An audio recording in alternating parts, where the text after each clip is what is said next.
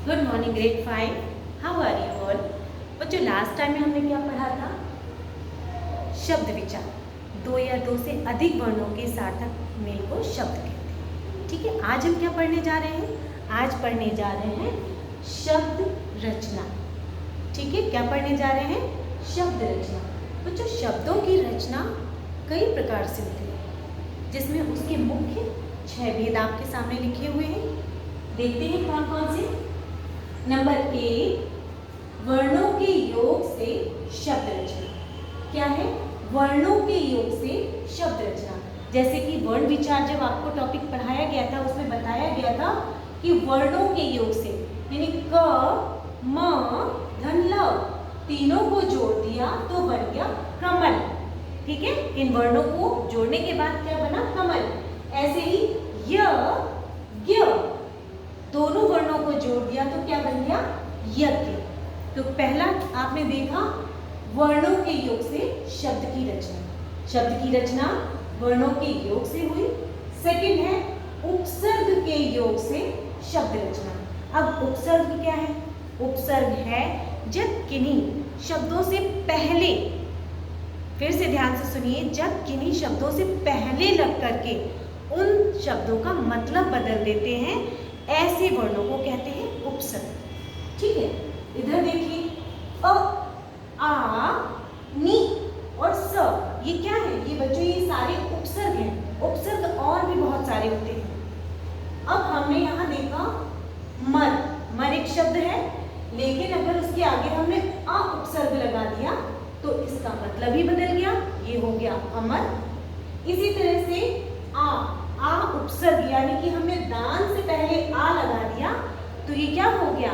आदान। पहले क्या था? सिर्फ दान। ठीक है। डर, डर आप सभी को मालूम है क्या होता है? डरना। और उससे पहले उपसर्ग क्या लगाया? नी, नी हो गया निडर, यानी कि जो किसी से ना डरे। इसी तरह से पूत एक शब्द है और उससे पहले हमने लगा दिया सा उपसर्ग तो हो गया सपूत, यानी कि बहुत अच्छा पुत्र। ठीक है।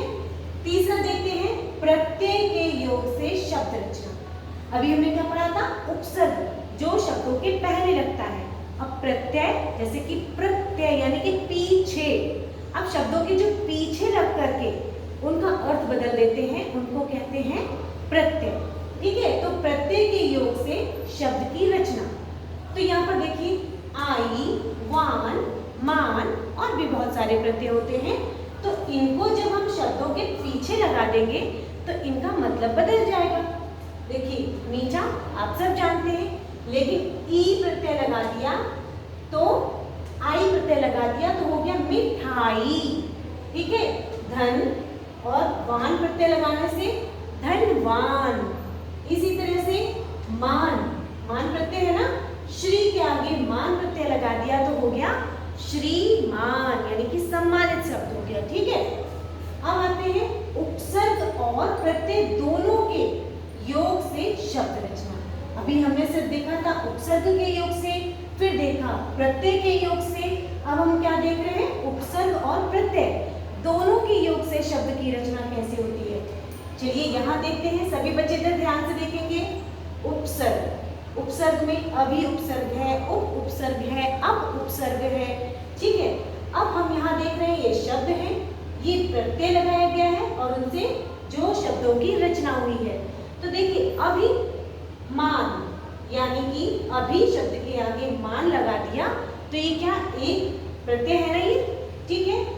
और इसके बाद में ई, तो अभिमा, ई प्रत्यय लग गया तो हो गया अभिमानी। यहाँ पर ये उपसर्ग है।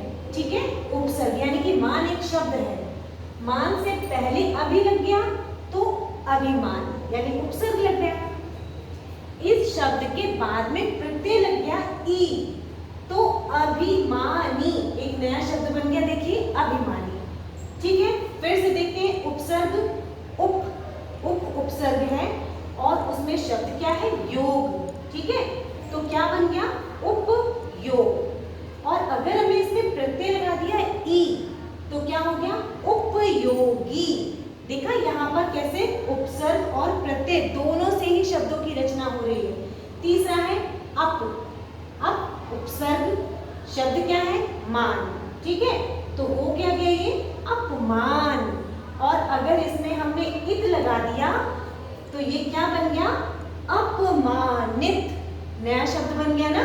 तो यहाँ पर देखो उपसर्ग और प्रत्यय दोनों से ही शब्दों की रचना हुई है।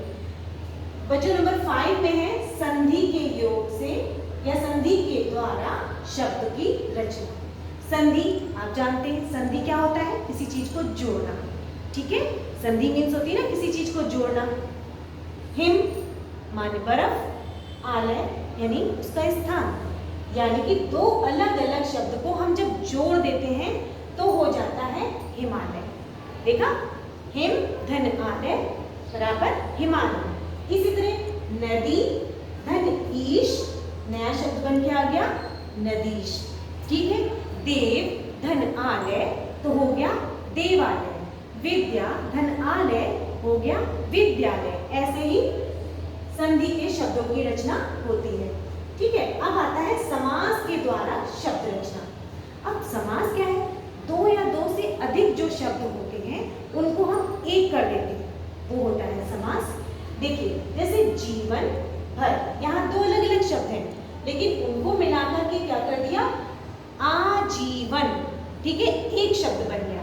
जीवन भर उसका एक नया शब्द बन के आ गया आजीवन, एक अकेला शब्द। राष्ट्र का पिता, यहाँ पर देखिए कितने सारे शब्द हैं लेकिन उसका एक शब्द बन के आ गया राष्ट्रपिता। ये होते हैं बच्चों समास, ठीक है।